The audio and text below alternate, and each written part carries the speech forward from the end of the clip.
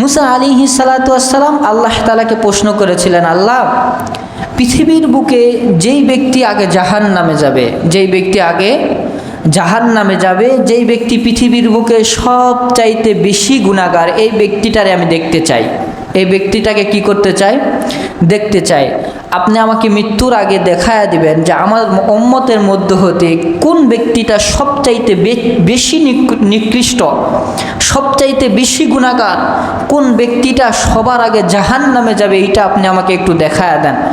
তো মুসা আলাইহিস সালাতু ওয়াসসালামকে আল্লাহ তাআলা ডাক দিয়ে বললেন, মুসা রে, যাও, তুমি চলে যাও, দেখতে যেহেতু চেয়েছো তুমি, সাউন্ড কমায় দাও তো, যেহেতু তুমি দেখতে চেয়েছো, অমুক একটা জঙ্গলের ভেতরে চলে যাও, যায় দেখবা ওই জায়গার ভেতরে একজন ব্যক্তি আছে, ওই ব্যক্তি ওই জায়গার ভেতরে বসে রয়েছে। তুমি জঙ্গলের ভেতরে ঢোকার পরে সর্বপ্রথম যে ব্যক্তিকে দেখবা, সেই ব্যক্তি পৃথিবীর বুকে সবচাইতে বেশি গুনাহগার। চিল্লায় বলে নাউজুবিল্লাহ। তো মুসা আলাইহিস সালাতু ওয়াসসালাম এবার রেডি হয়ে জঙ্গলের উদ্দেশ্যে রওনা দিয়েছেন। মুসা আলাইহিস সালাতু ওয়াসসালাম হেঁটে হেঁটে হেঁটে হেঁটে যখন জঙ্গলের কাছে চলে গিয়েছেন, জঙ্গলের কাছে যাওয়ার পরে মুসা আলাইহিস সালাতু ওয়াসসালাম জঙ্গলের ভিতরে ঢুকছেন। সর্বপ্রথম মুসা নবী একজন ব্যক্তিকে দেখেছিলেন, সেই ব্যক্তি একটা গাছের গুল কাটতেছে। জোরে বলেন, কি করতেছে? একটা গাছের গুল কাটতেছে। মুসা আলাইহিস সালাতু ওয়াসসালাম ওই ব্যক্তির চেহারার দিকে তাকাইলেন।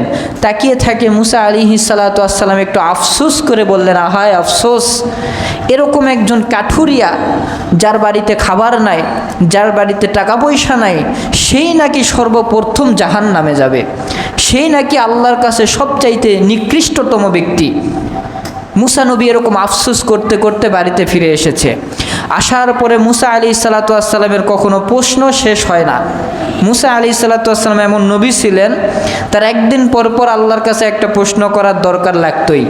যদি মুসা নবী আল্লাহরে প্রশ্ন না করতেন, মুসা নবী মনে হয় শান্তিতে থাকতেই পারতেন না। তো মুসা নবী দ্বিতীয় দিন আবার প্রশ্ন করতেছে, আল্লাহ, সর্বপ্রথম যে ব্যক্তি জাহান্নামে যাবে, এই ব্যক্তিকে তো আপনি দেখায়া দিয়েছেন, তো এইবার আমাকে দেখায়া দেন সর্বপ্রথম কোন ব্যক্তি জান্নাতে যাবে, কোন ব্যক্তি আপনার কাছে বেশি প্রিয়, কোন ব্যক্তিকে আপনি কবুল করেছেন, কোন ব্যক্তিকে আপনি জাহান্নামে দিবেন না জান্নাতের ভেতরে দিবেন, এইটা একটু আমার দেখায় দেন। তো আল্লাহ তাআলা মুসা নবীরে ডাক দিয়ে বললেন, ঠিক আছে মুসা, চলে যাও, যেই জঙ্গলের ভেতরে তুমি গিয়েছিলা, ওই জঙ্গলের ভিতরে আবার তুমি যায় সর্বপ্রথম যেই ব্যক্তিকে তুমি দেখবা, সেই ব্যক্তি আমার কাছে সবচাইতে বেশি পছন্দের, আর সেই ব্যক্তি বিনা হিসাবে জান্নাতে চলে যাবে। সুবহানাল্লাহ বলেন। তো মুসা আলাইহিস সালাতু ওয়াসসালাম আবার রওনা দিয়েছেন জঙ্গলে। জঙ্গলে যাওয়ার পরে তিনি সর্বপ্রথম যেই ব্যক্তিকে দেখেছেন, সেইটা হচ্ছে ওই ব্যক্তি আগেকার দিনে যেই কাঠুরিয়াকে দেখেছিলেন, সেই ব্যক্তি মুসা আলাইহিস সালাতু ওয়াসসালামের সামনে দাঁড়িয়ে আছে। তো মুসা নবী আল্লাহকে ডাক দিয়ে বলতেছে, আল্লাহ, আপনি না গতদিন বললেন, গতকালকে বললেন এই ব্যক্তি জাহান্নামী, তো আজকে আবার আমি জঙ্গলে আসার পরে সর্বপ্রথম এই ব্যক্তিকেই দেখলাম, তার মানে কি এই ব্যক্তি জান্নাতি? আল্লাহ বলেন, হ্যাঁ, তুমি যেটা দেখেছো সেটা সঠিক দেখেছো। গত রাতে, গত দিনে যেটা তুমি দেখেছিলা, সেই ব্যক্তি জাহান্নামী ছিল। আজকে যে ব্যক্তিকে তুমি দেখতেছো, এই ব্যক্তি জান্নাতি, কিন্তু উভয় ব্যক্তি একজন। জোরে বলেন, কয়জন? একজন।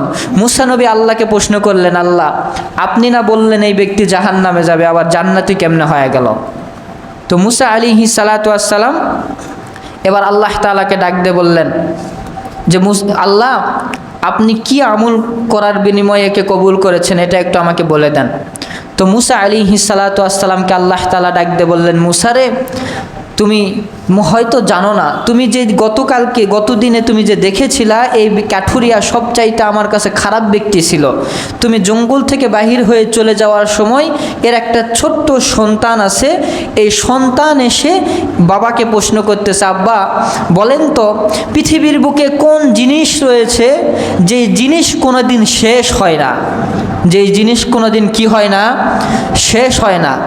তখন ওই ব্যক্তি, মূর্খ ব্যক্তি, সন্তানকে বলতেছে, বাবা, পৃথিবীর বুকে ওই একটা জিনিসই শেষ হয় না, আর সেটা হচ্ছে একমাত্র আমার আল্লাহ তাআলার রহমত কখনো শেষ হয়? জোরে বলেন, হয়? আমার আল্লাহ তাআলার রহমত কখনো শেষ হয় না। দ্বিতীয় নাম্বার ছোট্ট সন্তান ওই বাবাকে প্রশ্ন করতেছে, আব্বা দ্বিতীয় নাম্বার প্রশ্ন, বলেন তো পৃথিবীর বুকে সবচাইতে খারাপ কোন ব্যক্তি? তখন ওই ব্যক্তি বলতেছে, বাবা পৃথিবীর বুকে আমার মনে হয় আমার চাইতে খারাপ ব্যক্তি এই আল্লাহর জমিনে আর কোথাও খুঁজে পাওয়া যাবে। এবার আল্লাহ তাআলা মুসারে ডাক দিয়ে বলতেছে, মুসা দ্বিতীয় নাম্বার প্রশ্নের উত্তর ঠিক ছিল, কিন্তু প্রথম নাম্বার প্রশ্নের উত্তরে যখন বলেছে পৃথিবীর বুকে একজনারই জিনিস শেষ হয়ে যায় না, সেটা হচ্ছে একমাত্র আমার আল্লাহ তাআলার রহমত কখনো শেষ হয় না। এই কথাটা যখন এই গুনাহগার বান্দা বলেছে, আমি আল্লাহর অন্তরটা একবারে নরম হয়ে দিলটা একবারে রহমতে পরিপূর্ণ হয়ে গেছে। সুবহানাল্লাহ বলেন।